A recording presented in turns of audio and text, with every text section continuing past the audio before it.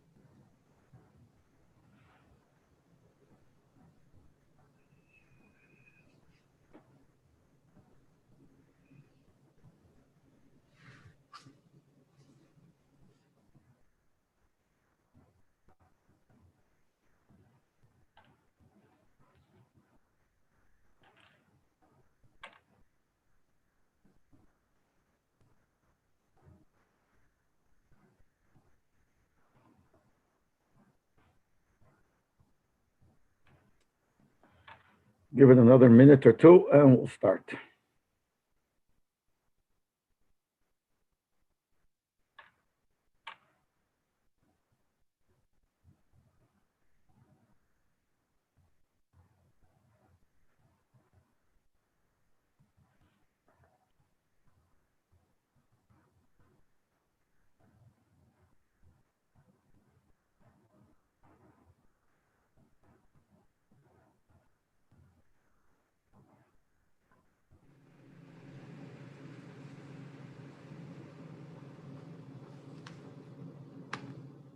What happened here? Why? I see myself just in a small little thing. Maybe your internet connection is not so strong. All of a sudden. I'm back. Not completely. Oh, here I see what I have to do. Yeah, okay, I'm back. Okay, I think we can start now. Okay. Sicha on this week's parsha, Parshas Lech Lecho, and look at the sichas chelik Yud. And this is the second sicha of chelik Yud. The parsha Seinu Mesupar in our parsha, meaning the Parshas Lech Lecho, the Torah tells us Al Dvar Tzivi HaKadosh Baruch Hu Avram Avinu Limel Esatzmei B'nei Beisei, concerning the commandment of Hashem to Avram Avinu to circumcise himself and his family. When he fulfilled this commandment, Nase Reish Lamulim, he has a title called the Reish Lamulim, the head of the circumcised. That's a loshon that we find in the Medrash, Psichte de Esther Rabba, which means he became Reish Verishon, he became the head and the first, L'chol hanichnosim b'krisus abris kodesh, for all that entered the covenant, the holy covenant, between the Eibishter and every Yid. So he's the one, the first one. So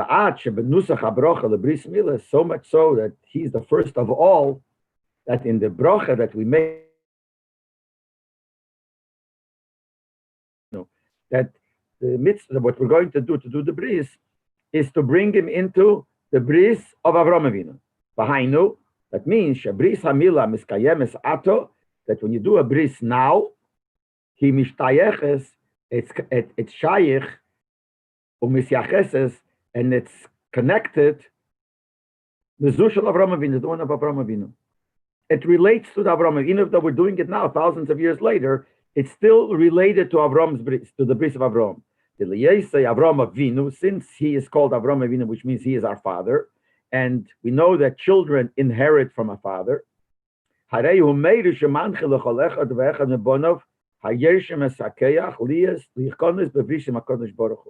So he makes the children, all the Yidden, who are his children, inherit this ability to go into this covenant with Eibishter. So this is an inheritance of Avram Avinu.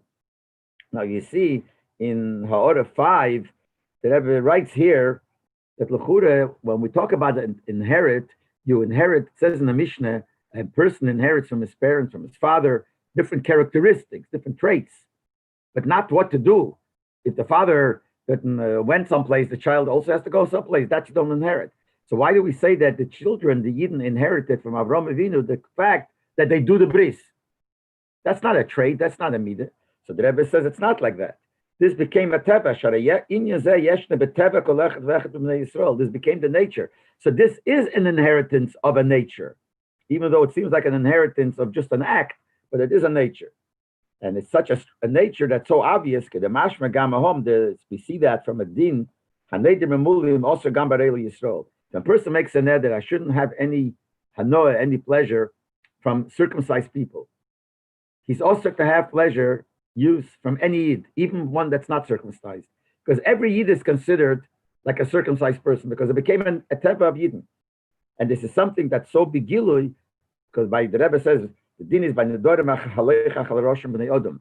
By nedorim, you have to follow. If you make an expression by a neder, sometimes there's a question what it means, so you follow how people use that. So here it says that if you make a neder not to have a noah from gemalate, people are circumcised. You're not allowed to have a noah from a yid that's not gemalat. That means that's the loshem b'nei odom. That's so clear. So b'meila, this is the yid not gemalat really relates to Avraham Avinu as an inheritance from Avraham.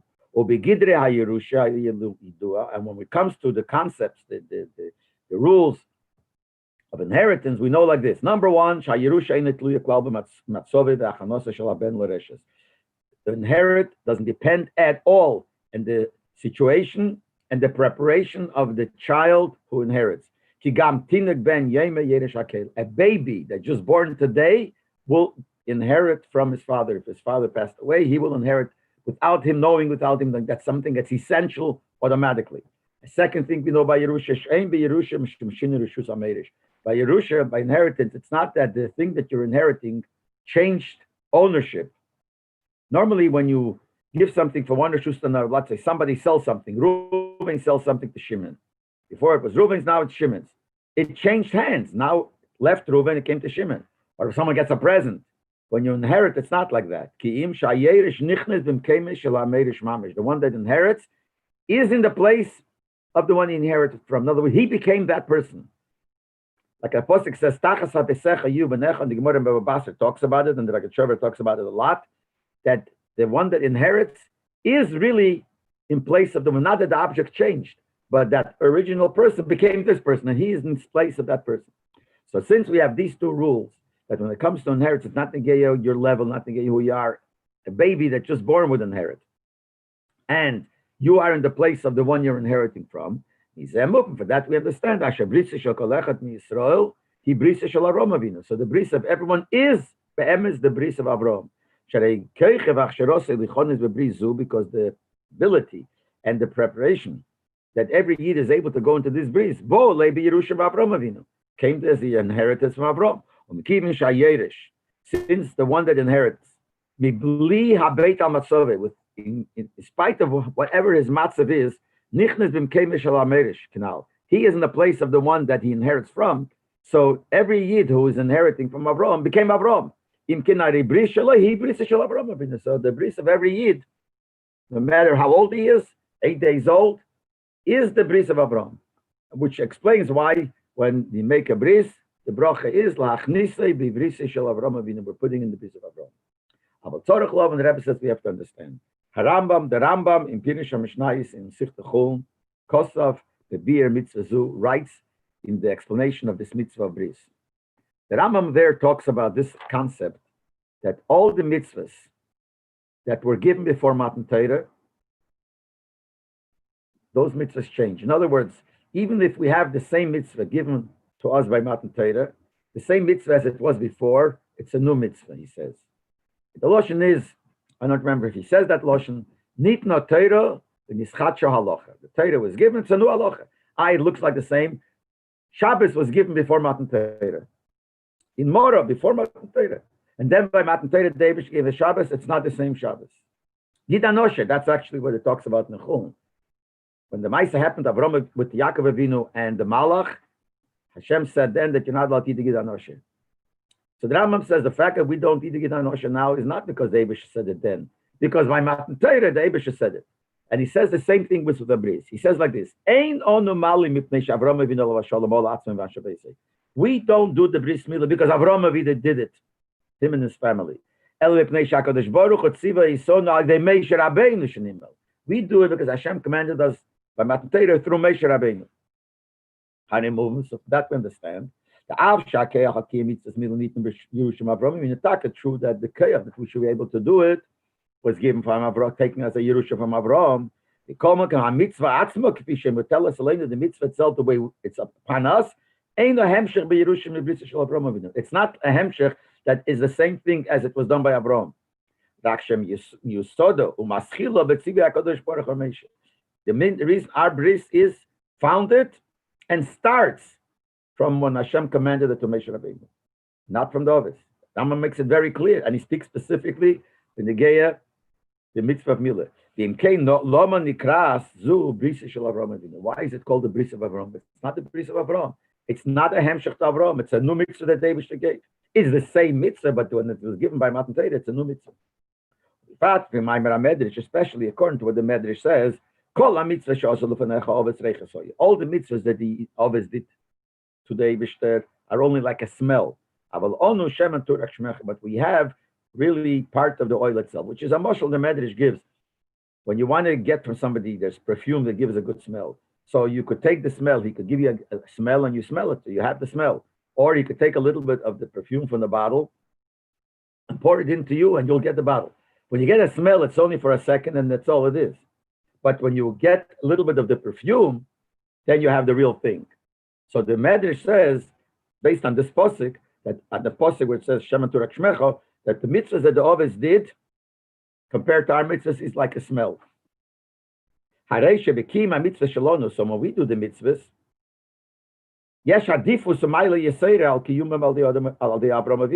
when we do it, it's the real thing. But Avraham did is only considered like a smell. The dugmas mailas guf Hashem al reiche, like the maila of the oil, the perfume itself, legabe the smell. Din kein eich tochen asher mitzvahs mila she'onu mekayim brisa shel Avraham Avinu. How come we say that when we do is the bris of Avraham, when what we do is much stronger than Avraham? Now, I just want to note one thing. Usually when Chassidus brings this medrash, it says, why is it takeh that the mitzvahs of the Ovis is only like a smell compared to the mitzvahs that we do after Matan Torah? Because the mitzvahs of the Ovis, they were not commanded. Avraham, Yitzchak, Yaakov kept all the Teriyag mitzvahs, but they were not commanded to do it. They kept it before Matan Torah, before they were commanded. So even though they did it, it's only like a smell. But the mitzvahs that we do, being that we were commanded, that's the real thing. Now, according to that pshat, l'chura, this medrash does not fit to the bris, because the bris milah, the Ovis were commanded. That's only all the other mitzvahs that they were not, Shabbos, Tefillin, all the things that they did. That's only a smell because they weren't commanded. But the milah, they were commanded. But from here, we see that the Rebbe learns that even though they were commanded, Avraham was commanded mitzvahs milah already, it's still not the same like Matan Torah. So even that, we would consider that it's like a smell versus the real thing. So the kasha is, if the milah that Avraham did is like a smell and ours is much greater, how can we say that ours is the bris of Avraham? It's much more than our bris of Avraham. We also have to understand, Loshen Abrocha bebris Avraham Avinu, Madgisha Inyan Avraham Avinu. When we say Abrocha, to bring him into the bris, the covenant of Avraham, stresses that this is a covenant of Avraham. Wouldn't it be better if we say that we're bringing him in a covenant with the Eibishter? Bringing in a covenant with the Eibishter. Why do we mention Avraham Avinu here? So first of all, it's not the bris of Avraham, because the Rambam says clearly that the mitzvahs we do is after Matan Torah is not a hemshech to the mitzvahs before. And also, why don't we say the mitzvah is lachnisa to the Eibishter? There must be some special thing in mentioning Avraham Avinu. We'll understand it by first bringing what the Alter Rebbe says in Shulchan Aruch. Alter Rebbe says, he says that the nefesh HaKdusha, which is in the Neshama, the holy nefesh, entered the beginning, the words are negated to know the exact words. The beginning of the entrance of this holy nefesh is when you do the mitzvah milah. Chura is not understood. Kam kedem leides hatinuk, before a child is born. We're still in the mother's stomach. It says that Malach comes and teaches him the whole Torah. Who learns this whole Torah? Obviously, before he's born yet, not before he's 8 days old, before he's born, he has a holy neshama. That's the one that learns the whole Torah. So obviously he has a neshama before. And in order 13, the Rebbe says, the neshama, the matzav of the neshama before the child is born is stronger than the neshama later on, because the neshama later on has a problem. There's a nefesh abahamis, there's a yetzer hara that interferes and is mavalvel. The neshama when the child is in the mother's stomach, there's no yetzer hara to mavalvel. So it's even stronger. But the bottom line is there is a neshama before. So how does this fit to what we just quoted from the Alter Rebbe? That when does the beginning, it doesn't say the end. If you say the end it says it by bar mitzvah. The beginning of the entrance of the neshama is by bris. It does say that's 8 days after he's born, when really, before he's even born, he already has the neshama. Here's what the answer is. The lotion of the Alter Rebbe is knisas nefesh hakdusha. The entrance. It doesn't say the having a neshama. The entrance of the neshama. Pirusha, what does that mean, the entrance? That means chibur pnimi shel neshama in aguf. That the neshama becomes united with the guf. Not that there's a neshama in it. You could have two things. You have the body. In the body, there's a neshama. The knisa means when the neshama becomes one with the body. Till it becomes united as one. Then, if the body and the neshama become one, you could see the neshama begili in the body. We have two things. Take by a person. The neshama by a person is one with the body. The body is a live body. The body is alive. There's a nefesh there. You have a motor in a car. Same thing. The motor makes the car move and makes the car kviyachol so that we live. The car doesn't become alive. There's a motor there, and then there's a car, and the motor pushes the car. By a person, not like that. The person himself, the body is alive. That's such knisas nefesh hakdusha. That it enters in a form that it becomes one with the body. But when the child, the fetus, is in the mother's stomach, there is the holy nefesh. It learns Torah. It calls it leizu bilvat nishmos ezu terem nichnas sovanisach the gufikanal. So besides the fact that this neshama did not enter, which means it's not one with the body. In other words, it's not nikah. You can't see the neshama.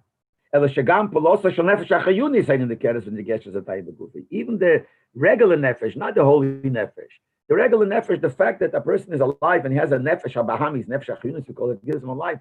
He also can't see it as a separate, that in the child, separately, he has a nefesh achayunis. Why not? The Gemara says, what does the child eat?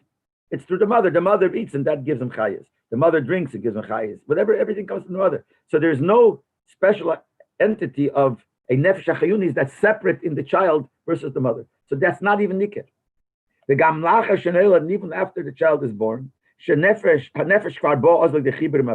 becomes the nefesh, right, is one with the guf, and the child is a separate entity with the nefesh.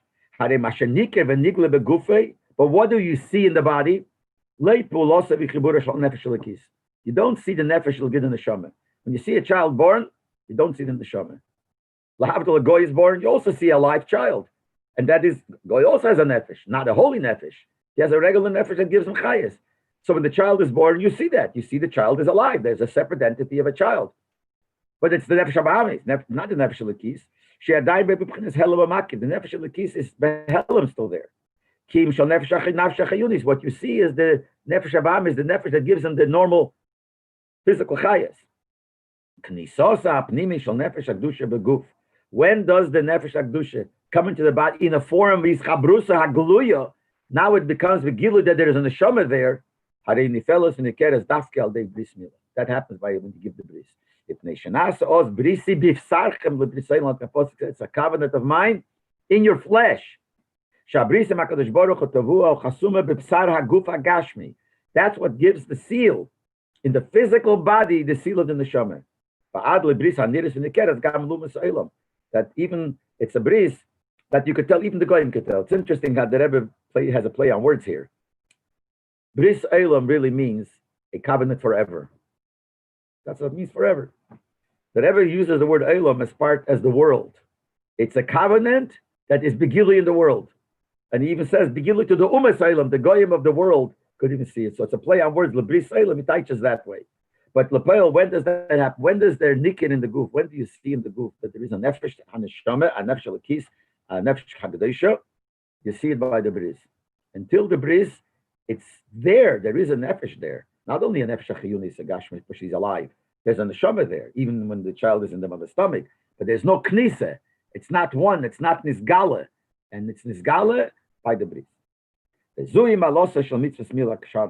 is the special mile of mitzvahs mila b'chlal and all the mitzvahs. Besides what's special about mila, this is something that we just said before, that this is a bris. The neshama is the gilui now. The ruchni is the godliness of the neshama, is the gilui in the body. It's something that we only find by bris. We don't even find it by other mitzvahs. That's true.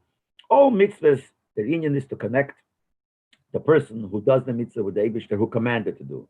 Because the word mitzvah is loshen tzavsa v'chibur. The word mitzvah comes from the word tzavsa, which means connection.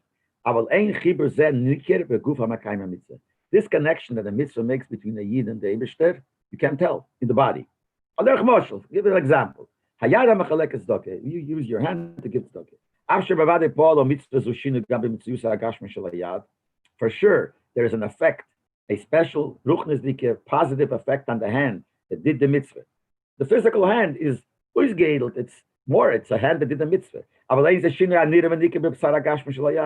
But you can't see that in the flesh. You look at the flesh of the hand, you can't see that. We believe, we know that the ruchnis happens, but we don't see it. Shenkel mitzvahs mila, we see it. Posher, there's a physical change. The body, if it's before it did the mitzvah, there was some skin there. Now the skin is off. That's a seal in the body, a seal of the mitzvah, the seal of the Christus bris with David. You say to Mazu. It's not only that this is a mitzvah that happens to leave a reishim on the body. The whole reason of the mitzvah is this, that there should be in the body, the physical body, you should see the covenant with David. The eyes of people, Gamlu Masaylam, can even going with see, which means it's really, really obvious that this is a Yid who has a neshama. And that's called the knisa of the neshama, when the neshama is the gilui and it's one with body. So this is a body that the neshama is obvious there because of the mitzvah of bris milah. And this is that the bris milah, which is a covenant with the Eibishter, is greater even than a covenant by Matan Torah, when the Yidden stood by Har Chayra, which is Har Sinai. Why? Or Kiyetzav said there were other covenants the Eibishter made later on in Parshas Nitzavim, and it's all not like the bris here. This is something special. The bris that the Eibishter made with the Yidden by Har Sinai, Matan Torah, Arves Meya, which is in Parshas Nitzavim, before the Yidden went into Eretz Yisrael, he made again a bris. That was a bris made with everybody, even those that weren't there physically with their body, but the neshama was there. Like it says, I'm making a covenant with those who are here and those who are not here.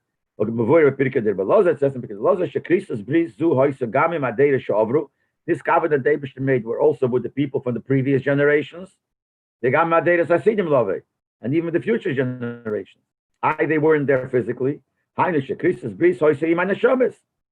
within the Shama, they were all there by Matan Torah, by Har Chayra. Like we find the Lashon in Gemara concerning every Yid. Even the Gerim.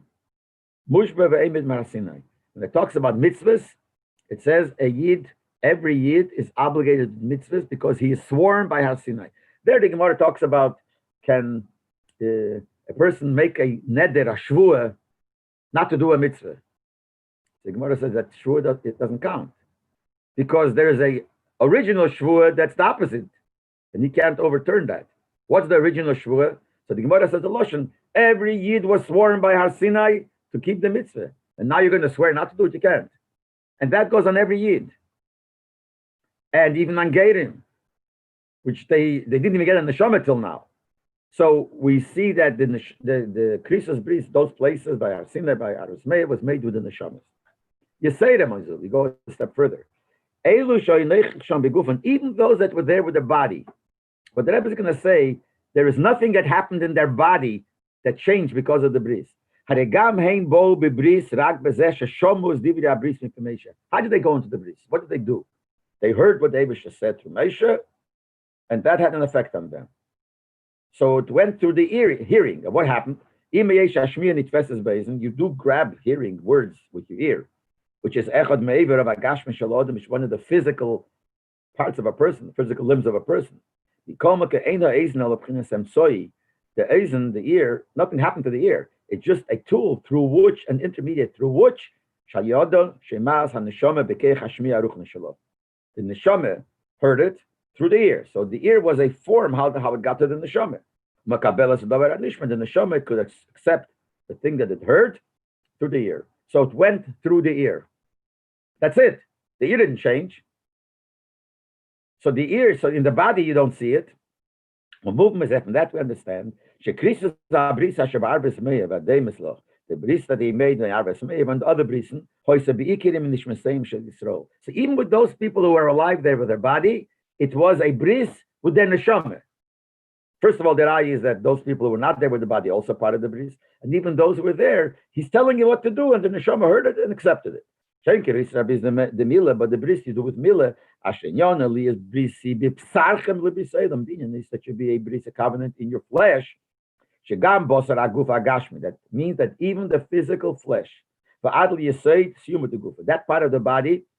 We go according to the spheres, it's yesayid. I mean, this is yesayid, and that is yesayid is the end of the body because the feet is already considered lebar megufa. It's called outside the body. So the end of the body is this part where you do the bris. This part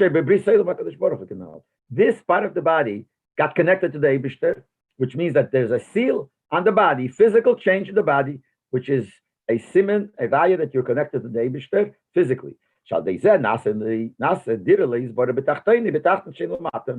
This makes it the lowest part.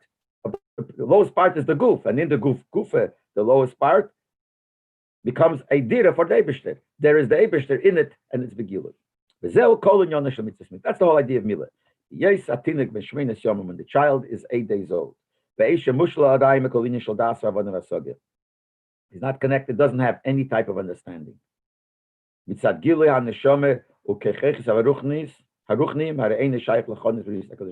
child here, 8 days old, there's no way you could go into a bris. If you go into a bris with somebody, you make a covenant, you make a treaty with somebody, you got to have seichel. You got to know what you're doing. Here we're talking about an 8-day child, doesn't know anything. It's, as far as all the keiches it has, the ruchnis, all kinds of keiches, it doesn't get involved. It doesn't do anything. All over the nevertheless, the Torah said you got to do the bris at this age. Why is it? Why do you should do that?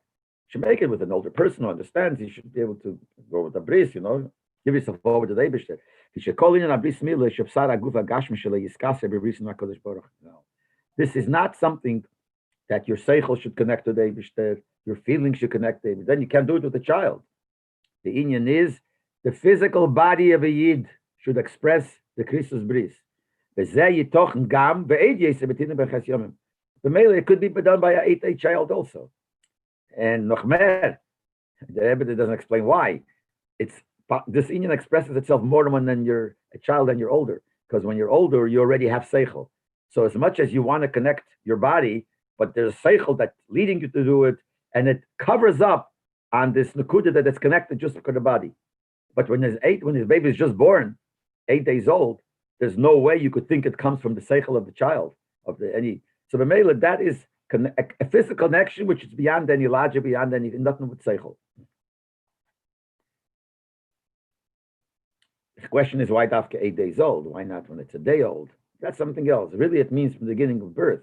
But the Rambam says, in the Nevuchim, I think, that you got to give the child when it's born a little bit strength to be able to physically take it. So it has to be as soon as possible. As soon as possible. But in the beginning, you got to wait till it gets a little strength.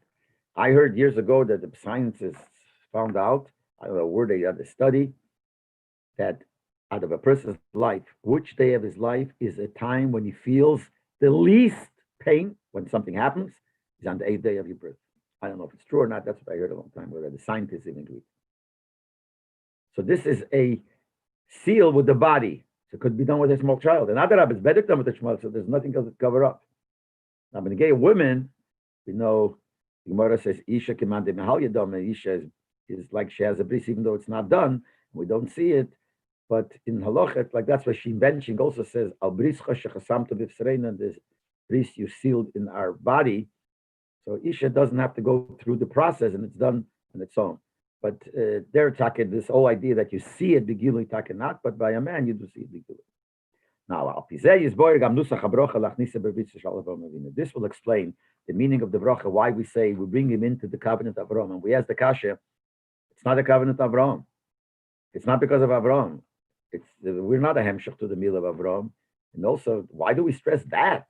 We should say the Avon of David. There must be something to tell us that this connection to Avraham is something that we want to stress.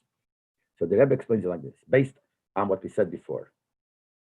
Based on what we said, that the union of the bris is with the body, nothing to do with your feelings, nothing to do with anything. It's the body connected to the The Pri Haaretz Me'arav Reb Nachman Mendel Haradok, in the Sefer Pri Haaretz, written by Reb Mendel Haradoker, there it says, what's so special about the Akedah? We always say that Avraham Avinu took the Akedah, something very special, was ready to kill his son for the Eibishter. So he says, what's so special? We see that many Yidden, even simple people, throughout all the generations, they stood in the Nisoin, the Testament, they gave up their life for the Eibishter. Even something like the Akedah, because otherwise you would think maybe by the Akedah was more, because he's ready to kill his son. People gave up their lives, their own. To kill a child, that's much harder.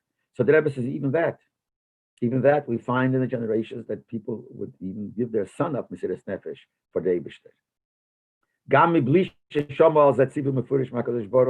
And they did not hear from the Eibishter clearly do that. It's halacha that they did it, but not because they heard from the Eibishter. And Avraham Avinu heard it from the Eibishter. So what's the big deal? Imagine any of you would hear it from the Eibishter. So what's so special about Avraham? So he explains, we see that the Maila, we always explain the Maila of Avraham. In the Nisoyin and Akedah, the reason is, he was the first that had this Nisoyin. And anything of that sort, when it's something very hard to do. So to be the first one, that's the hardest. And he's going to explain, like, if you know other people did it, it makes it easier to do. But the first, it's like it says, that everybody brings in the order. When it starts, everything that starts is when the first one already opened the pipe, he started it, he paved the way, it becomes easier for people later to follow his way. And the Rebbe used the Lashon Pasach HaSatziner. Why does he Pasach HaSatziner? Because we find in the Zohar, especially, when it talks about somebody who spoke, the Lashon is Pasach Rapleini, this person opened, women opened. Said, but it means that he said an idea that was the first one to say it. Not that he said the idea, other people could come and think of it. It says, he brings the order 27, the Maggid would sometimes say some ideas, something that fell into his mind, he would say it, no one understood what he's saying. And they asked him, why are you saying it? Came into your mind, and we don't understand it, what's the purpose? So he said, now that I brought it into the world, now other people could figure it out, could understand it. Had I not said it, it would not have come to the world. So when you start, it's already easier for others. Now this is Sai Beruchni, Sai Begash. Beruchni is like that has to break through and come into the world. Like the famous story, I think I told it to one of the shiur, I forgot already where, that started with the Bis Yosef, that he once was teaching Gemara, or he was learning at a kasha, and he couldn't figure out a teres, and he fasted so many days. Finally, he got an answer from the Maggid that used to teach him the Malach. And later on, not long, he heard a simple, partially either was learning Gemara or teaching Gemara, and someone asked a question, and the guy on the spot answered the teres that he took 40 days or whatever to learn. So he felt very bad. So he asked the Malach who was teaching him. So he told him, it was something that wasn't in the world. You worked hard to bring it. Now it's there. Everyone could learn it. That's Aruchnisdik, but then the Gashmi is also. We see it lahavdil and Gashmisdik things. First, there's a certain height that people could never know, and the highest one they reached was this and this on a mountain. Then you hear, one guy beat the record. A week later, 2 weeks later, this guy also did it. This guy did it. The first guy said, after you hear, you hear the guy do this, you come to a point, I don't see I could do it. But if you hear someone else did it, that gives you an insight, and that gives you a feeling that I'm able to do, and you do it. So that's one of the reasons why the first one is the greatest. So now that Eden haven't said it's nefesh, because already they're not the first, so a lot of people did it, so we could do it. Avram Avinu was the first. So that's why Avram Avinu is special. So he says like this. So when do we say that the first is special and the other ones are not that special? It's only something has to do with the person's understanding, the person's feeling, the person's aveda. In order to overcome the hardships and all the obstacles in this inyan, so when a person knows, it's not hard, but I know someone else did it already. He overcame all these hardships. So you know it and you feel it. Certainly, if it's your father that did it, and you open this pipe for him and all the Eden, he helps him. And the reason we use the Lashon pipe, because when you have a pipe, you have a faucet, and there's no water coming down. And then when you open it, so not only the water that you open comes down, now it keeps on coming. Because you opened it already, it's already a source for coming. So when you know that someone did it, so he opened it, and you know he did it, and it's possible, so more people could do it. But if the discussion is, the subject is something that has nothing to do with the person's knowledge and the person's doing. We're talking about an act, a physical act that has nothing to do with your preparation, your feeling, how you feel. And this is the bris that we said before. The whole idea of the bris is that your body, it's not no feelings, nothing. It's just that the body becomes close to the united. Certainly when it's by a child, has no control and no influence on his spiritual keiches. Nothing will help. Makes no difference if someone did it before or not. Because if someone did it, you could understand it, you could feel, but if it's not, certainly a child. But he's not also talking about an adult, he'll say in a second, but certainly by a child. So when it comes to the bris, the millionth person that did the bris versus the first is the same. There's nothing special in the first. In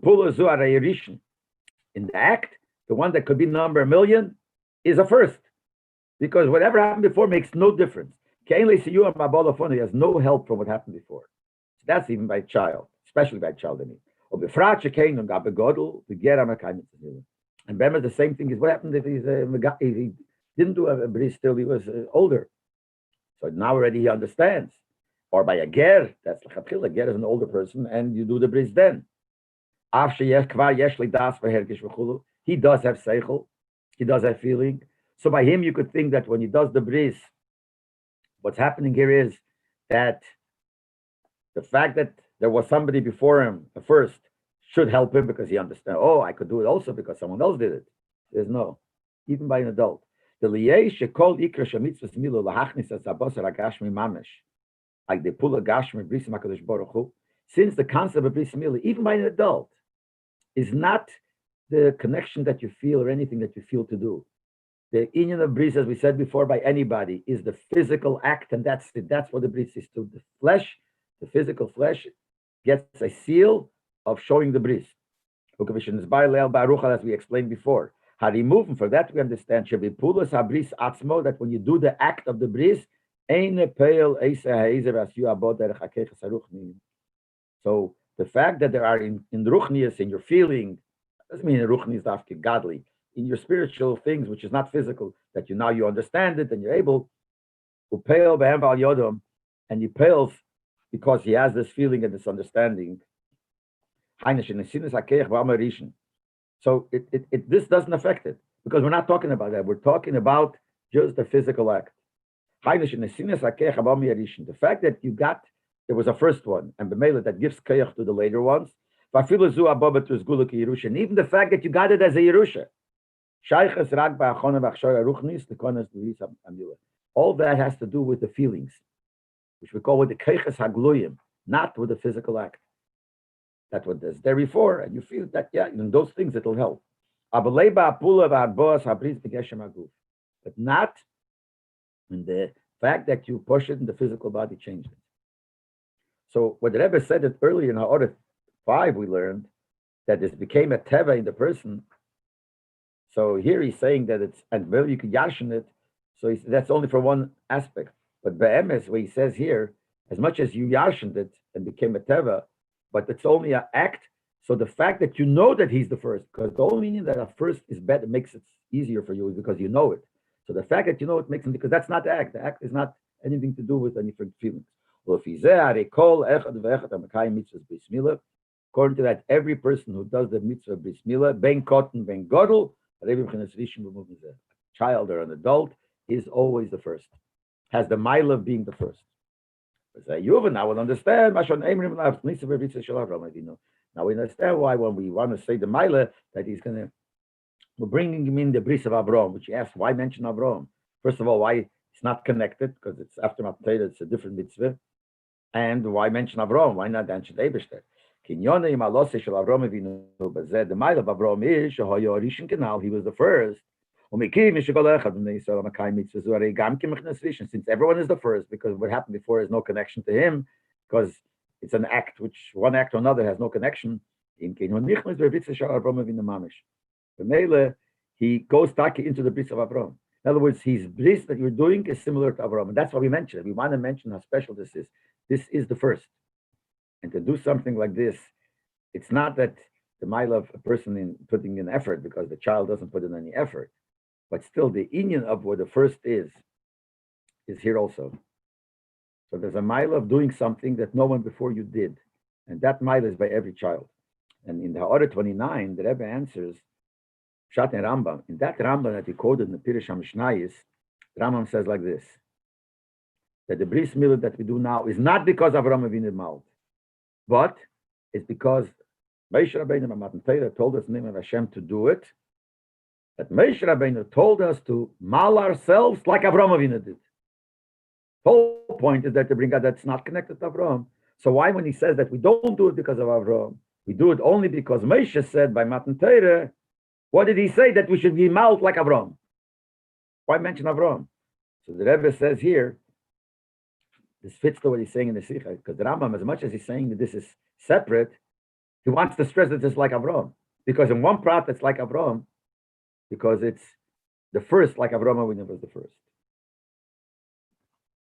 Then the Rebbe said, this will explain something else that needs explanation. Why is the bris, the way the Eibishter made it, connected to pain? The child has pain. It says the child has pain. The Gemara says that.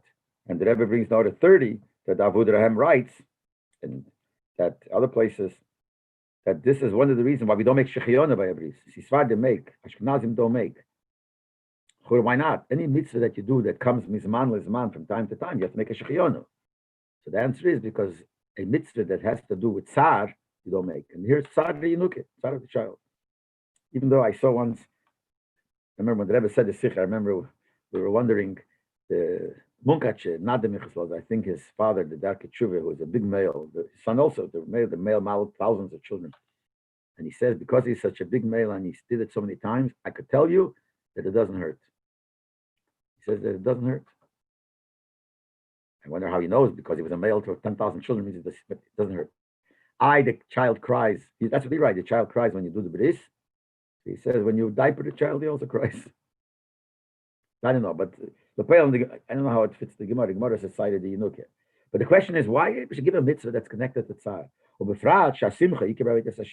be happy is our main inyan in serving Hashem. Which goes, like it says, Ibdas Hashem b'simcha. Serve Hashem with simcha. And order 32, the Rebbe says, especially by mitzvahs milah, the Gemara says in Shabbos that mitzvahs milah is a mitzvah that the Yidden accepted with simcha. And that's why ad hayem as till today, we connect the milah to simcha. We have a party. In Kelomen it's Taveinu Makadosh Baruch Hu Lasses Mitzvah Gdela V'Chamura Zu. So why did the Eibush command us to do this great and special mitzvah? Dafke Be'efen Shel Tzar, Dafke in Tzar, Heipech Inyan HaSimcha, the opposite of Simcha. Now, L'chura, what kind of kasha is it? The Eibush didn't say to do it with Tzar. The Eibush do cut the skin. It's an automatic thing. It happens that when you cut the skin, it hurts. So the Rebbe continues, even though this that the milah causes pain, that's the nature of the body. Anytime you'll cut the skin, you'll have tzar. And since the mitzvah is to cut the skin, you have tzar. So what's the problem? What the question that the Rebbe asked, that why is it connected to tzar? It's not connected to tzar. The mitzvah is not because of tzar. But the Rebbe says not like that. It all fits with the Rebbe's going in all the yonim of Torah. Since everything in the world is exact, and is fits to the way the same thing in the world is lamailo, like it says in Tanya, kivish and nishtalshel. In Tanya it says that why does a person have 10 keches? Because it's nishtalshel from the 10 spheres lamailo. So everything in the world must have a diuk. Especially when it has to do with the mitzvah. Since David gave the mitzvah of cutting the skin, and naturally skin brings tsar, but it's in the mitzvah, so obviously since it's part of what the mitzvah lepel is going to be, there must be some connection between the mitzvah and tsar. Especially according to the svara of some achreinim, some say it has to be through tsar. Some people say, which are the people? He says, Shailas Shuvas Imri Yesher. Then the Rebbe brings in order 35 that there's another Shailas Shuvas that argues. He says it doesn't, but there are some. Shalochein, Ein Lahardim es Animal Kula Yachelke. That's why when the one that's getting a bris, you shouldn't anesthetize, whatever, the person, not his whole body, not even Chelke, not even the local one. In order Shaliyargish Hakev, he shouldn't feel the pain. So some say you shouldn't. Let's say an adult who gets it, you shouldn't give him anesthesia. Some hold like that. And in Order 36, the Rebbe brings from one sefer that sometimes there could be, if you give him complete anesthesia, so he's out. So there's another problem. A mitzvah has to have kavanah. He's not doing the mitzvah with kavanah, okay? But that's a side point. But with the gay ager, see, the Rebbe brings that in Dvar Avram, he brings that the milah of a ger is no problem. Because he has no mitzvah. He has a mitzvah to have milah. He can only become a yid if he's going to do milah. But he has no mitzvah. So who cares if he doesn't have kavanah in the mitzvah? So the Rebbe says that's why in the Sefer Shailas Shuvas Lev Aryeh, written by this person, Rav Grosnas Shayichya, remember when the Rebbe wrote this line here, he wrote that Rav Grosnas Shayichya, he says by a ger you're allowed to give him a complete anesthesia. But anyway, the Peil Mamash, some hold that you have to have tzar. So it's vadi tzar, even if you don't have to, but it happens to be that the way the nature is. It's also some shaykhs, because that's the way the Eibishter made it, and this is a mitzvah, so it's exact. But certainly if you hold it, you have to have tzar. What's the reason? Babir Bezes, the explanation is like this. The inyan of the mitzvah's milah is to bring godliness, as we said before, into the physical body. That makes the Eibishter comes down, he has a dira dwelling place in the lowest part, in the physical body, the flesh. It means like this, that even in the lowest, the lowest remaining in a level of being the lowest. Make a dira for the Eibishter in the lowest.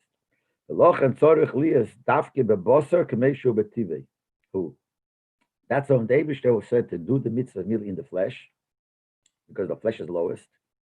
In the flesh, that's the lowest. When is it really the lowest? If it feels pain from the mitzvah. If it wouldn't be so low, and you do a mitzvah, who could have pain from a mitzvah? A mitzvah, you don't have pain. It's such a great thing. If you have pain from a mitzvah, that shows that it's so low that the fact that it's a mitzvah will not change the feeling. So the kavanah is in the flesh as it is naturally in its own nature. Mukte b'chol chunesav, having all its all normal attributes.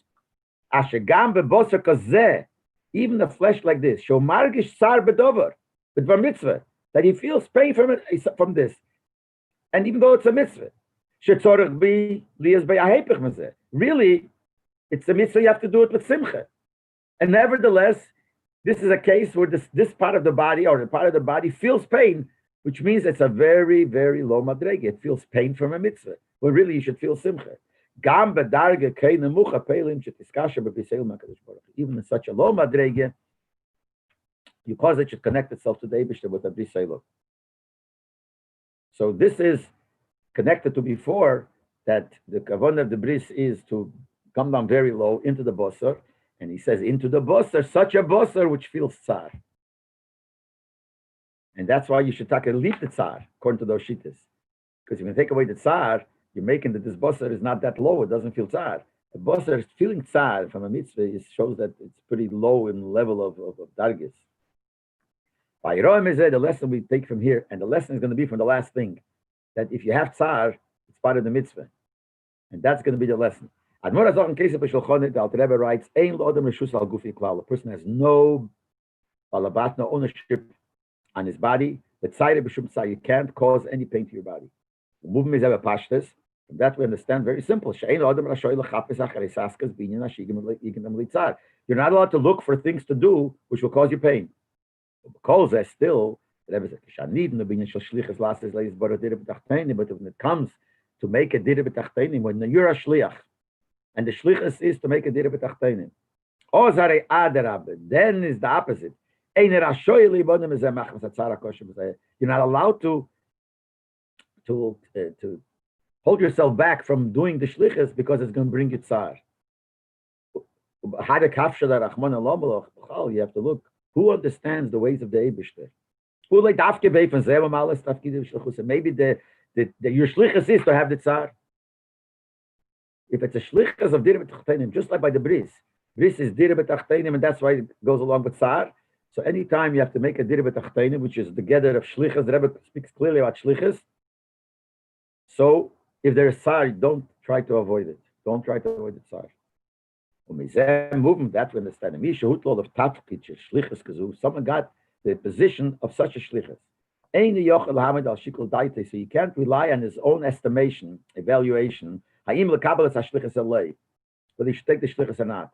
You make a cheshbon. Why should I take the shlichus? Has tsar. That shouldn't be part of your cheshbon. Person is his own korev. Maybe your mind, you'll twist your mind.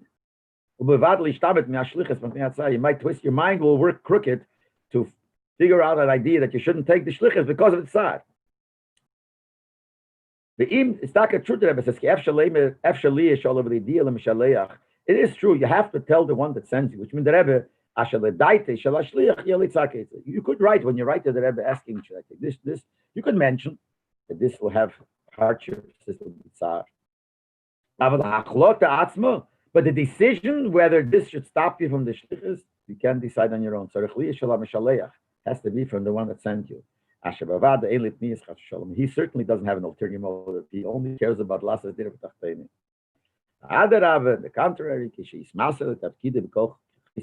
give yourself over to your mission with all your keiches.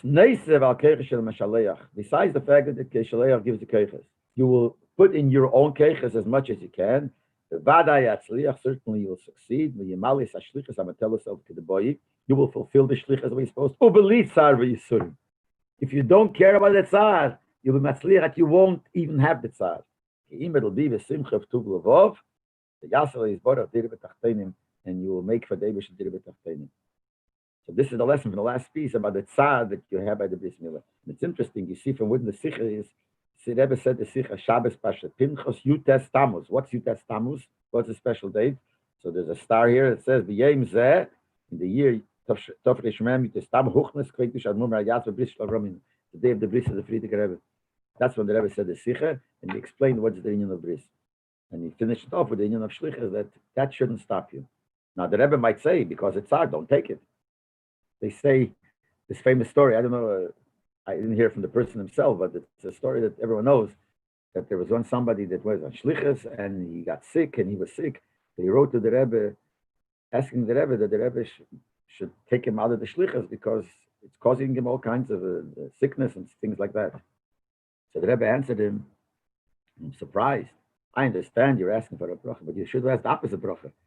That since you have the shlichus and you have to do it, you should ask that I should take away the sickness.